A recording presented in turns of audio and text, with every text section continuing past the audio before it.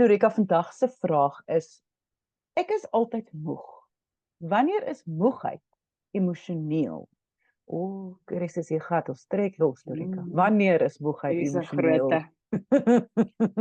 Ek wil amper sê moegheid is hoofsaaklik emosioneel. Ja. Ek dink moegheid is 'n interessante ding. Ek sê altyd vir my kliënte, jy het net 5 balle in jou mandjie.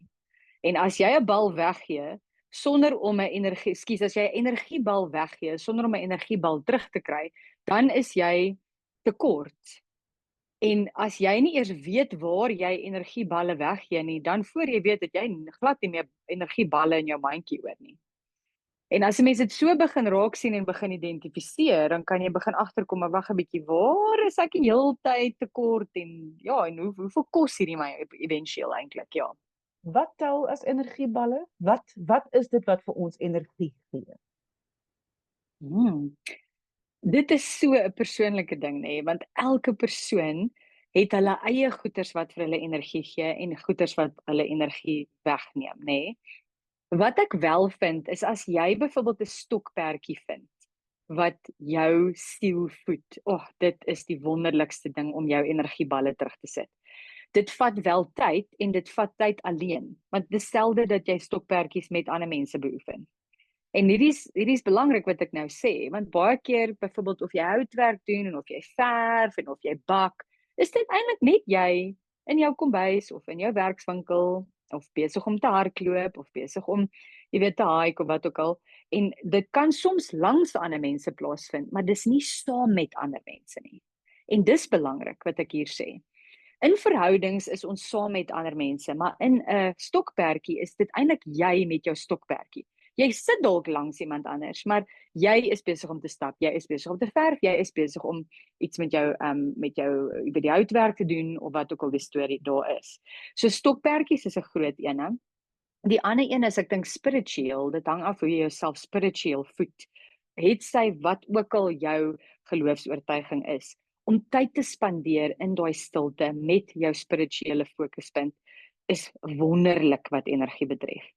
Die eintlike slaap wat jy kry, byvoorbeeld in die nag, ek wil net sê, dit kan wees dat jou slaap regtig baie van swak kwaliteit is.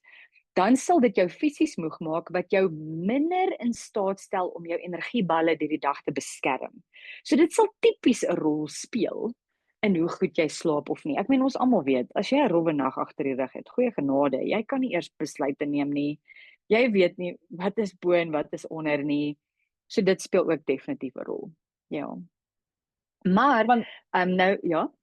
Nee, want toe ek die vraag eers keer gesien het ek gedink, Arendag, net seker maar die gewone klisjées wees van jy moet oefen en jy moet reg eet.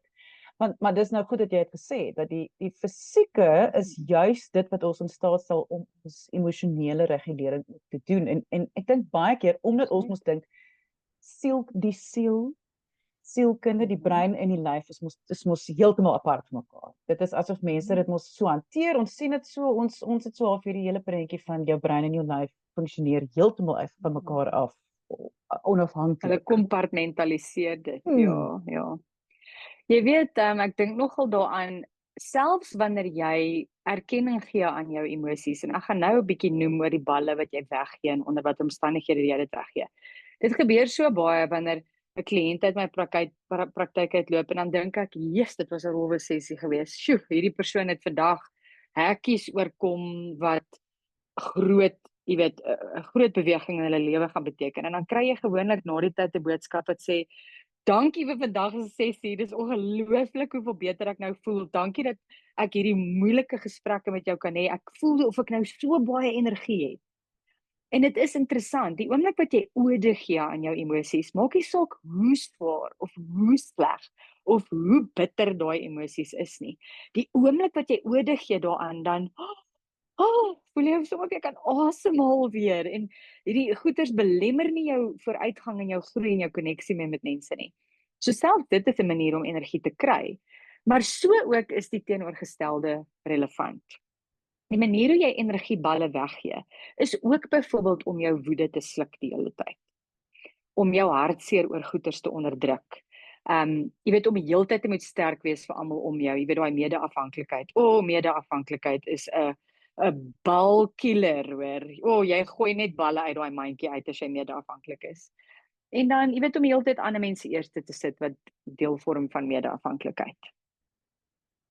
Ek kan dink mens kan 'n hele lysie maak. Mens kan dink mense wat perfeksionisties is, mense sonder grense, mense wat nie ag wie hulle is nie en die hele tyd iets anders probeer wees. Ek dink dit is waar ek baie keer vind mense sukkel die meeste.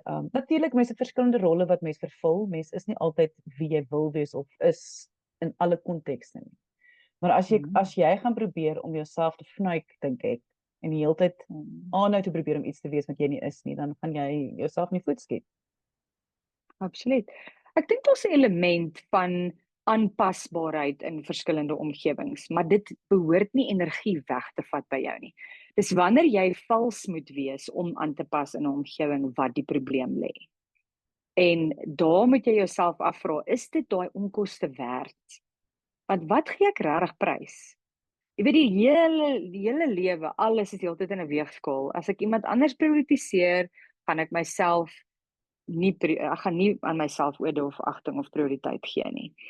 Is ek bereid om daai transaksionele proses te begin? En alles is transaksioneel. Éventueel aan die einde van die dag, jy weet. Ek dink emosionele moegheid is iets wat ons moet aanraak. Jy weet, hoe lyk dit? Hoe lyk emosionele moegheid? Hoe lyk dit wanneer daai mandjie nou heeltemal leeg is? Dit lyk byvoorbeeld soos jy wat die hele tyd wil slaap, maar jy rus nie ordentlik uit nie. Ek dink uitbranding speel ook hier 'n rol. Jy kry fisiese uitbranding en emosionele uitbranding. As daai mandjie van jou leeg is of daai pot staan leeg op 'n warm plaat, gaan hy aanbrand en jy gaan uitbrand, né? Jy voel afgestomp, so jy kan nie eintlik jou emosies, jy kan nie toegang kry tot jou emosies nie wanneer jy daai apatiese ervaring beleef, né? Klein goeie voel vir jou baie oorweldigend. En jy kry dit soms dat jy gereageer het en dan dink jy, dit was bietjie woes, dit was bietjie sterk geweest. Miskien is ons hier besig om daai pot aan te brand, jy weet. Nou, jy onttrek van mense en dan voel jy maar net leeg. En daai is gevaartekens. As jy daai punt bereik het, dan weet ons jy's nie besig om 'n bal weg te gee, maar ook 'n bal terug te kry nie. Hier is uiters belangrik ook in verhoudings, nê. Sekere verhoudings hol net balle uit. En ander verhoudings neem een en gee weer een. En dan staan ander verhoudings wat dalk net gee, wat éventueel 'n probleem gaan word. En jy moet jouself afvra, hoe lyk daai verhoudings? Bietjie soos 'n verhoudingsaudit vir jouself doen. Ek wil net hier vir jou vra, wat is die probleem daarmee om wel dan nou konstant emosioneel moeg te wees? As iemand nou luister en dan dink, ek is nie nou lus om dit, ek is nou moeg om hierdie nou aan te spreek. Wat se boodskap moet ons wel dan nou hier inbring? Jy weet, ek dink 'n mens moet jouself afvra, as ek rus of as ek tyd afvat, voel ek wel beter of nie? En is dit die geval? Is ek ook bereid om verantwoordelikheid te vat vir wat besig is om hier aan te gaan? Want op die einde van die dag is jy alleen verantwoordelik om jou mandjie te beskerm. Niemand anders gaan dit vir jou doen nie. En ek meen, as jy besluit om balle weg te gee en niks terug te kry nie, dis jou besluit, maar is jy bereid om dan die nagevolg daarvan te dra? En dan voel ek dalk al reeds leeg nog voor ek eers by 'n ding inloop. Weereens, ek sê dis transaksioneel. Verhoudings is in baie opsigte nie transaksioneel in wat mense vir mekaar doen nie, maar vir wat 'n mens vir mekaar kan beteken. En as jy reeds leeg in 'n verhouding inloop, dan gaan daai verhouding nie floreer nie. En wat as die verhoudings nie floreer nie? Dan éventueel eindig jy alleen op en wat vir jou baie baie swaar is. En ja, daar is dalk party mense wat heel tevrede is met dit want is veiliger daar, maar weer eens, dan is dit 'n besluit wat jy maar net vir jouself neem en dan weet jy waar jy bereid is om verantwoordelikheid te vat daarvoor, ja. En as mens so konstant moeg is daar nie die risiko ook loop van dan iets soos 'n diagnose van konstante angstigheid of selfs ek kan amper selfs depressie inbring. Dit voel vir my as jou battery so lank gaan leeg loop, dan gaan dit mos nou ergens vir jou inhaal. En dit gaan, jy weet, ek wil net hier bynoem, baie keer lyk dit soos depressie of angs of 'n afwykingsversteuring of ietsie, of 'n tipe van afwyking. Maar dan is dit eintlik net emosionele leegheid en emosionele moegheid. En jy het dus 'n verantwoordelikheid om jouself te beskerm en jouself op te pas. Om vir jouself net 'n beter lewe te gee. Indien jy enige vrae het, kan jy e-pos stuur na lise@wieisek.co.za. Ek sê baie dankie aan Lorika Fik. Sy is 'n voorligtingsielkundige in Johannesburg. Sy werk ook aanlyn. Alle besonderhede is beskikbaar hier by hierdie gesprek, so gaan kyk gerus daar. Deel die gesprek. Mens weet nooit wie het nodig om hierdie te hoor nie en dan, soos altyd, die heel belangrikste. Kyk mooi na jouself.